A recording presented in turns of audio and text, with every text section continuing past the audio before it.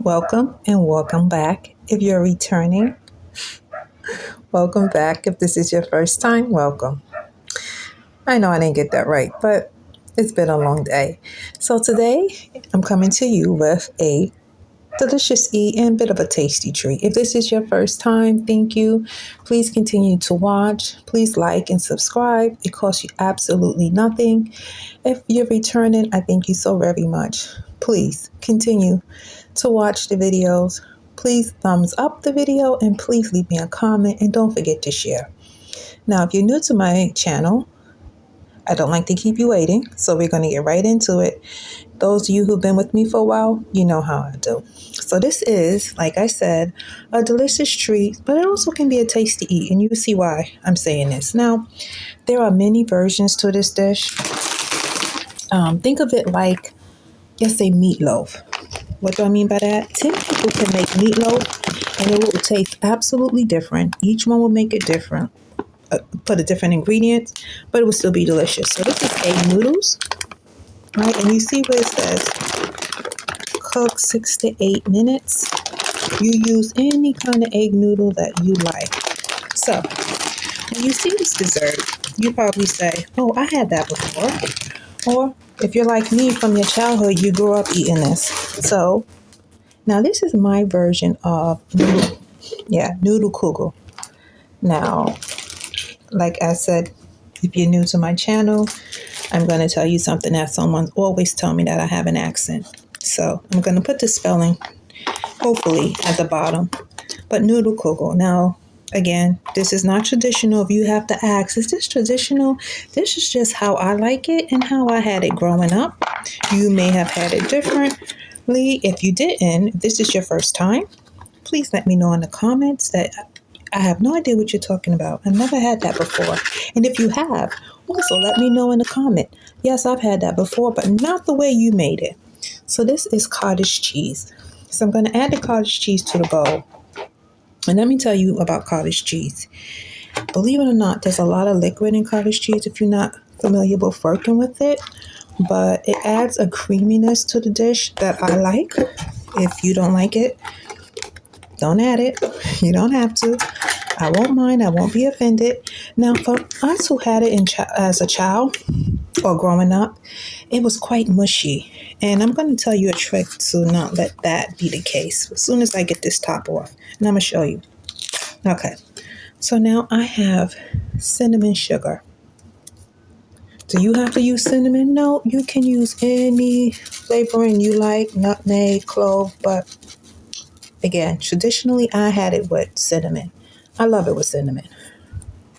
So, but again, you don't have to use cinnamon if you don't like it. So now I'm going to get right in and start mixing this together because I want the sugar to break down.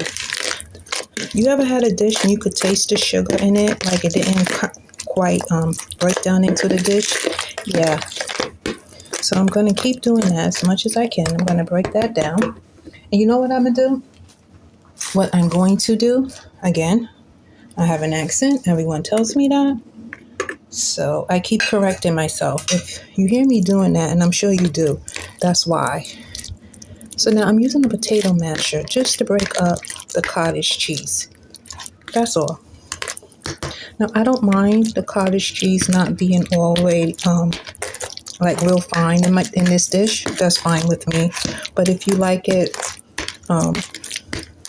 kind of broken up, then you can use a potato masher or a blender. If you're new to this channel, you're going to quickly see that I do not use a lot of I'm not going to say high-end equipment, but like an immersion blender or Culinary. And if you ask, well, why not? Here you go. I'll make a very long story short. If you've been on my channel, you heard this about 1,000 times.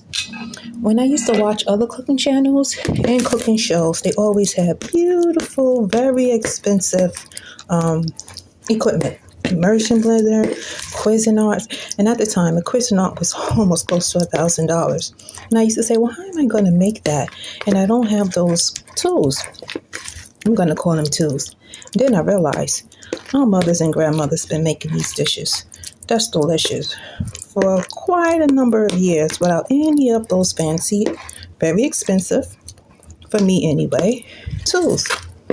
And guess what? You don't actually need them. But again, if you have them, you go right ahead and use it. Use your immersion blender, your Cuisinart, your, whatever you want, food processor. Okay, there we go with that. Now, I'm going to come in, and these flavors just mix. I don't know why they do, but they do. So I'm going to come in with vanilla. Do you have to use vanilla? No.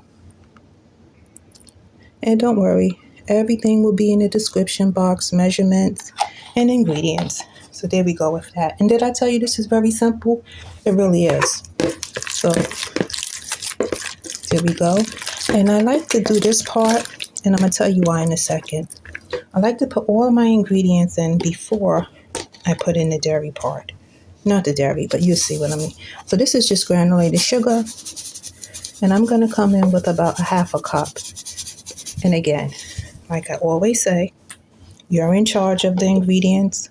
If it's too sweet or not sweet enough, you get to say how much sugar you want. So I just want to break down the sugar that I added to it. Okay, now I know what you're thinking.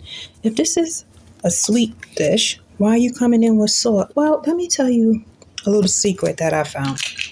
And I guess it's not really a secret. If you add a little bit of salt to a sweet dish, for some reason it tastes a little bit sweeter. But I'm not adding a lot. I'm just adding about a teaspoon of salt. That's it. And let me get that stirred.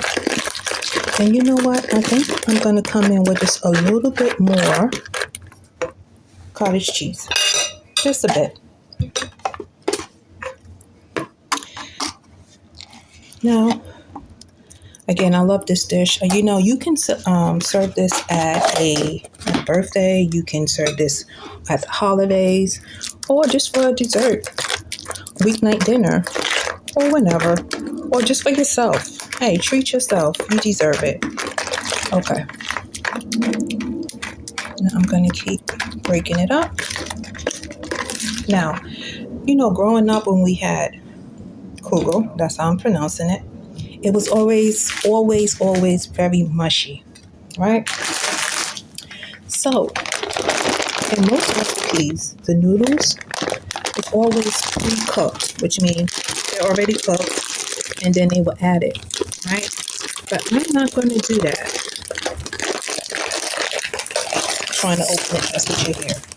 I'm going to put the noodles in, raw. What is she doing? Now, she lost her mind. No.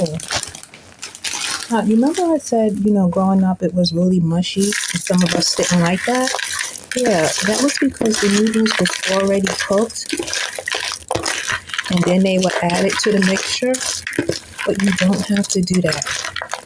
You can actually start off with raw noodles. And I know what you're thinking. No, you can't. Please give it a try. You can. Okay. So now, thoroughly mix.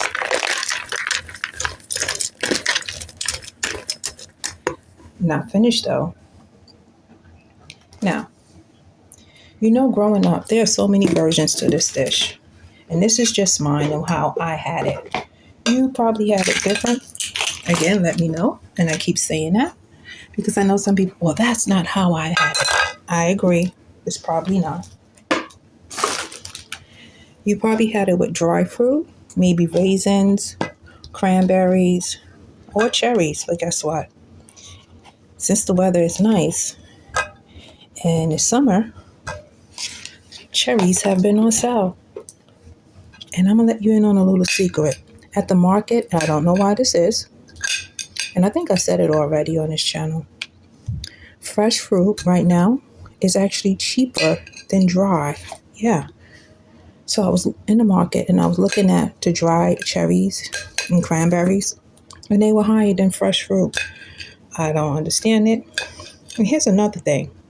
For those of us that had this dish as kids and really didn't like it, or grew up not liking it. Now, if you add dry fruit like raisins, cranberries, you can do that, absolutely.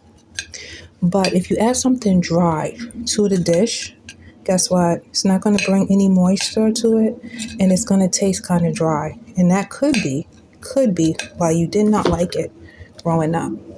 So try it with fresh fruit and see. Now again, I had it with cherries. You probably had it with raisins. If you want to use raisins, go ahead. But I would tell you, if you're going to use raisins, I would soak the raisins in some warm water or an apple juice just to plump it up so they're not dry. And you know my vegetables and my fruit, I always wash it in vinegar. Everyday vinegar, white vinegar, apple cider vinegar, even if it says it's been rinsed already. Don't really trust that. So I will suggest that you don't, trust that. How do you know it's washed? Because you washed it. How do you know it's clean and won't make your family sick? Because you cleaned it. And I used to let it soak for about 10 minutes, and I probably put in 2 or 3 capfuls of vinegar and enough water that is covering the fruit or the vegetables. And I'm just cutting this up because I want to put it all throughout the dish. Okay, there we go. And again, there are so many versions to this dish. This is just mine. But please leave a comment. Let me know. Say no if you did have it with cherries. I never had it with cherries. But give it a try before you dismiss it. Or let me know, yeah, I have. And please let me know where you're watching from. I love to hear about how you had it. I'm not going to say this is an international dish, but maybe it is. Maybe wherever you're from, you have it, or a version of it. It's definitely a local dish. You can pretty much find this anywhere where I live at in the city. Okay. And let me know, do anyone have any plans to go away? I like to do dishes like this when I can't go away. And I haven't traveled in a while. It's really not in the budget. Okay, there we go. So now, I'm going to bring this back. And I'm going to add it. This is a very affordable treat too. Affordability is the name of the game for me. Okay, so where's my dish? Okay, so now, this is my baker's dish. Oh wait, I forgot one more step before we go there. So now remember, there's nothing really harmful in this. So I'm just going to taste a little bit, and I'm adjusting for tasting for sugar. Okay, perfect. Don't need anything else. So now, what I'm going to do, I am going to put that into my bowl. Give me 1 second. This is going to go here. And I'm going to add a little bit of oil. Nothing special. And I just want it to be able to come out of this dish when it comes time to serve it. The last thing you want is it sticking to the pan. Have I had that happen too many times? Okay, there we go. Now, I'm going to take this and I'm going to pour it in. And remember, I am not worried that this is raw, and neither should you be. And I'm going to tell you why in a second. Oops, didn't mean to hit the camera. Just want to get all of this deliciousness out. Okay.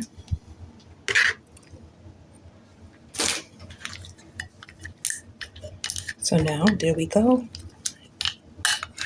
Oh, so sorry about that. Okay. And you'll want to spread it evenly, one layer in your pan. And I'll tell you why in a minute. I am going to cover this. Now, you probably say, well, aren't you finished yet? Nope, I'm not. Not by a long shot. Well, yes, I am. I'm nearly finished. I said not by a long shot, but no, I am nearly finished. So, And that's another thing if you're new to my channel. I don't like dishes that take like an hour to make. It's not needed. And I'm not going to get a new bowl. Yes, it had a cherry in it, but so what? I'm okay with that. So to this, here's the liquid we're going to use, which is milk. Just everyday milk. Nothing special. And I'm going to go in with about, let me see how many ounces this is. I'm going in with about 12 to 16 ounces. And this is going to be the liquid that's going to cook the noodles. See? Yeah. There's a method to my madness. I know you don't think it is, but it is. There's a method to my madness. So now I'm going to come in with 3 large eggs. And why am I putting eggs in? That's just to hold it together. Yeah, the cocoa I grew up eating was always, I don't know, you could cut into it. I was about to say you could have saw into it. Like, you know, it was so thick. Yeah. But that was then and this is now. And I get to make it the way I want to make it. And this is how I'm going to make it. Okay. So now I'm going to break this up. And I'm just breaking up the eggs into the milk. And you want to do that. You want to make sure. Because the last thing you want is scrambled eggs in your cooker. It's not a good eat. So I'm just breaking it up. No rhyme or reason. Somebody told me, to use a fork. And maybe next time I will. I have a whisk. I just can't figure out where I put it. And I don't feel like stopping to get it. So I'm just going to keep stirring. You see that egg yolk? I also was told that if the eggs are fresh, the yolk stays together longer. Somebody let me know if that's true. You hear so much, you don't know I don't know what's true or not. You might. Okay, so here we go. But I can see that it's all broken up or close to it. Because one way you can know that the yolk, the yellow part is broken, is that the color of the milk will change. Now, I don't know if you can see, but it's yellow now, the milk. It's no longer white. There we go. There we go. Now, I'm going to come in with, this is a little secret to make it nice and creamy. Yep. Vanilla pudding. Remember, this is a delicious eat and a tasty treat. So, if you're saying I'm going over the top, yeah, I probably am. That's not how I had it? No, it's probably not. But guess what? You get to do it any kind of way you want. And since I don't want too much the cocoa that I grew up eating, I'm doing it like this. Now, that's not to say all of it was bad. I won't say that. But because I did have some good ones, which is why I'm doing it. Okay. But now I'm going to just keep doing that. And I'm going to pull this over. Here we go. Now I'm just breaking this up. And maybe I should break this up a little bit more before. Okay, so now I'm pushing against the bowl and I'm just breaking up the pudding that I put in, which is going to break up some more when it goes in the oven. And remember the noodles, 6 to 8 minutes? Yeah, that's all it takes. 6 to 8 minutes. I'm not worried about that spill. This is real life. So now I'm going to pour this all over. And I want all of the liquid. I have a little bit more pudding in here that's not broken up. So, yeah, you see that? I'm going to add a little bit more water. Not water. No. Yeah, that happens.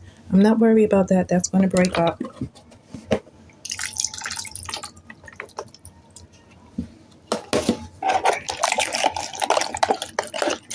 So here we go.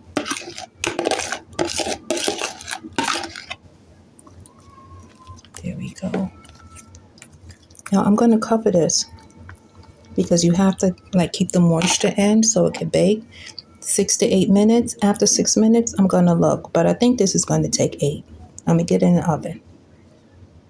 Okay, so I put it in the oven for 8 minutes, and I put it in the oven at 300. I'm gonna say 300, but again, everyone's oven is different, so you check yours. And it also depends on the noodles that you're using. So if your noodles say 10 minutes, then go for the 10 minutes. But there you have it. As you can tell, I just taste a little bit. It's delicious. Look at the beautiful colors. I really hope my camera is picking up the beautiful colors and the taste. It's absolutely delicious. Do me a favor. Give this a try. Let me know in the comments how you like it. Now, I know, like I said, my version of this dish may not be your version of this dish, and what I hold to memory of this dish may not be what you hold to memory of this dish, but this was just my version of it. I hope you enjoyed it. Also, do me a favor, hit the like button, hit the subscribe button. It costs absolutely nothing. And let me know in the comments, where are you watching me from? Like, where are you? And have you had this dish? Have you heard of it? Now, I'm going to try to bring it close to the camera. It is delicious. It really is. And I hope you give it a try. Until next time, enjoy.